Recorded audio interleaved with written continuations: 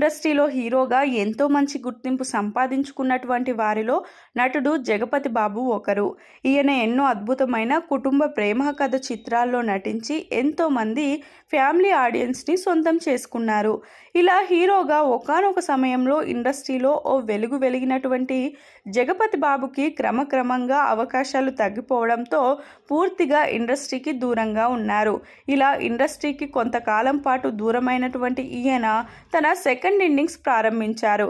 ఇక సెకండ్ ఇన్నింగ్స్లో భాగంగా జగపతి బాబు హీరోగా కాకుండా విలన్ పాత్రలో నటిస్తూ ప్రేక్షకులను మెప్పిస్తున్నారు. ఇలా విలన్ పాత్రలో ప్రస్తుతం ఈయన ఎంతో బిజీగా గడుపుతున్నారు.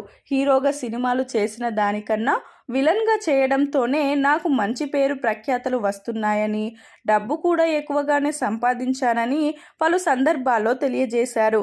ఇలా కెరియర్ పరంగా ఎంతో బిజీగా ఉండే జగపతి బాబు సోషల్ మీడియాలో కూడా చాలా యాక్టివ్గా ఉంటూ తరచూ తనకు సంబంధించిన అన్ని విషయాలను అభిమానులతో పంచుకుంటున్నారు.